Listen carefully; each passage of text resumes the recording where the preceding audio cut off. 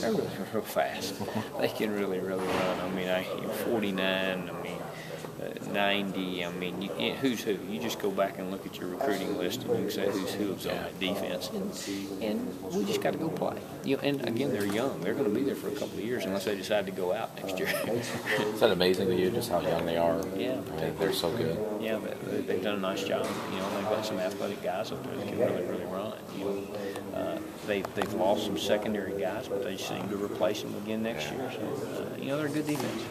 These guys might have asked you, but, the kind of a slow start against Texas A&M, it just seemed it took a while for everybody to find their bearings. I mean, what was it Texas A&M was doing? Or I think it was a little bit of both, us and them.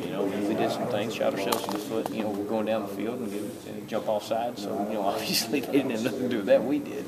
But those are things that we got to correct.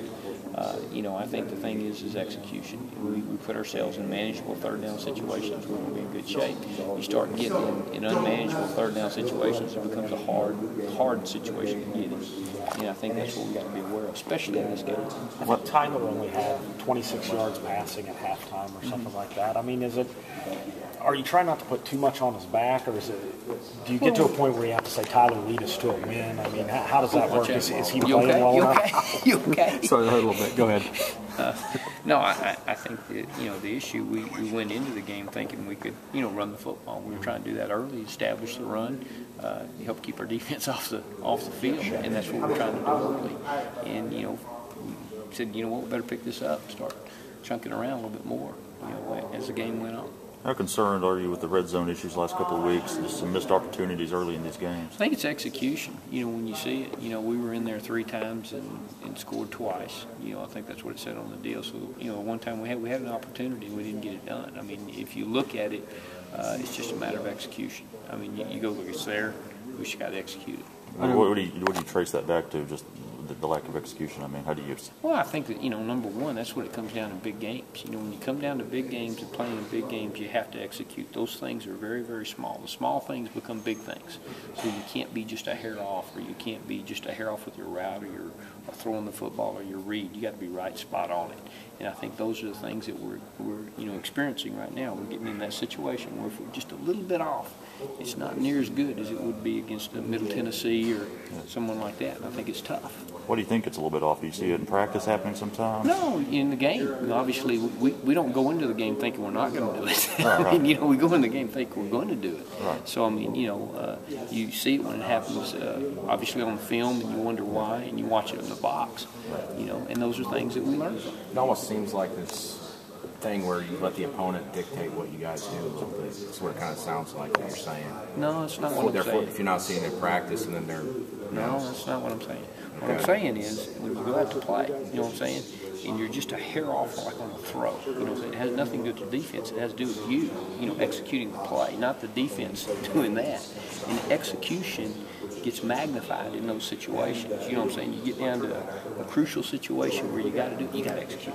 You know what I'm saying? And those are things that are hard to duplicate at times in practice. You know what I'm saying? Because of the speed of the game. And so those things, we're learning through that as we go through that. We're having that process. So I think it's something that we're going to get better at. I really feel good that we're going to get better at it, but we just got to keep going. And again, we're in the meat of our schedule. We're starting to get into some guys that are getting after it. Like LSU, they got a good defense now. Alabama's got a good defense. Teams have 2+ months of scouting on y'all right now. There's no doubt. I mean, I think that's big, and we do the same thing, with them, and we try to get those matchups. I think it's big. How concerned are you with your offensive tackles right now, especially going up against Mingo and Montgomery this week? Why? They're good players. I mean, when they come out, they're really good football players. Alabama has good football players too, and we've got to go in there and play our best game. We're playing in a pretty hostile environment, and I think the key points to that are the snap count, getting off on the ball, and understanding your opponent.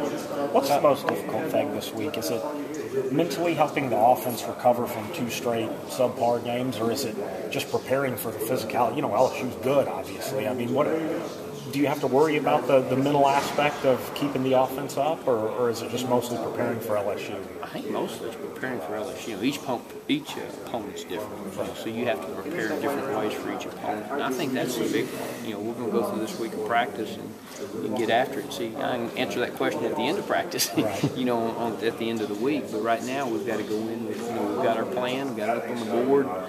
We'll get together with our players, present the plan to them. When you present a plan to kids, they'll let you know if they like it or they don't like it by practice. When you see the repetition, you go over and over again. If it doesn't look very good, then obviously we're not going to use that. But you don't see like Tyler getting gun shy on his routes or anything just because things aren't working. No, I don't. I really don't. Well, the receivers getting the separation you were looking for, because Dan mentioned that Tyler, some of those standing in, he was waiting for a little long, for the guys. For some separation, yeah. Again, we're starting to play those guys that are very gifted on the defensive side of the ball. So, the separation now gets tighter and tighter. You're getting more to an NFL game. From me to you right now, separation in the NFL, where we're starting to get into those types of games, where separation is, those tight windows, and you got to put them in those spots.